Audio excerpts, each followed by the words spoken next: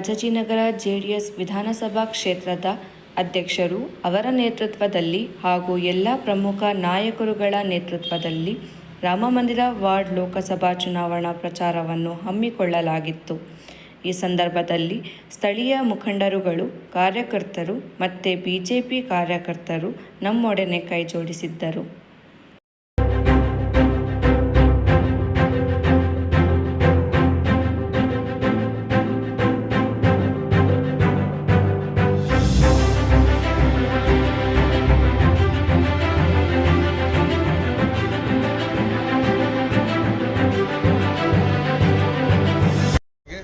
NDA ಅಭ್ಯರ್ಥಿಯಾಗಿರ್ತಕ್ಕಂಥ PC Mohan ಅವರ ಪರವಾಗಿ JDS ಮತ್ತು ಬಿಜೆಪಿ ಎನ್ಡಿಎ ಪಕ್ಷದ ಅಭ್ಯರ್ಥಿ PC ಮೋಹನ್ ಪರವಾಗಿ ರಾಜಾಜಿನಗರ ಜನತಾದಳದ ಎಲ್ಲ ಪದಾಧಿಕಾರಿಗಳು ಒಟ್ಟಿಗೆ ಸೇರಿ ರಾಮಮಂದಿರ ವಾರ್ಡ್ನ ಪ್ರಮುಖ ರಸ್ತೆಗಳಲ್ಲಿ ನಾವು ಮತಯಾಚನೆ ಮಾಡಿದ್ದೀವಿ.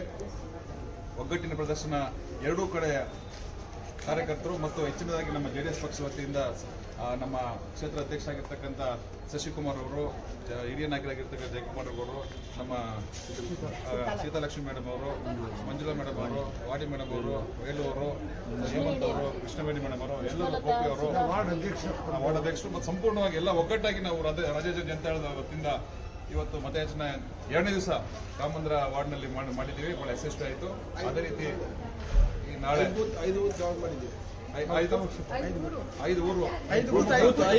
ಐದು ಬೂತಿನ ಪ್ರಮುಖ ಮತದಾರರ ಪರವಾಗಿ ಹತ್ರ ನಾವು ಹೋಗಿ ಅವ್ರ ಮನೆ ಬಾಗಿಲಿಗೆ ಹೋಗಿ ಮತಯಾಚನೆ ಮಾಡಿದ್ದೀವಿ.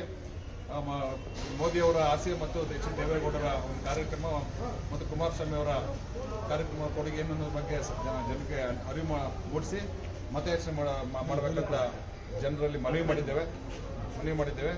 ಅದೇ ರೀತಿ ನಮ್ಗೆ ವಿಶ್ವಾಸ ಇದೆ, ಅತ್ಯಂತ ಬಹುಮತದಿಂದ PC ಮೋಹನ್ ಅವರು ಭಾರಿ ಅಂತರದಿಂದ ಗೆಲ್ತಾರೆ, ದೇಶದಿಂದಾಗ್ತಾರೆ.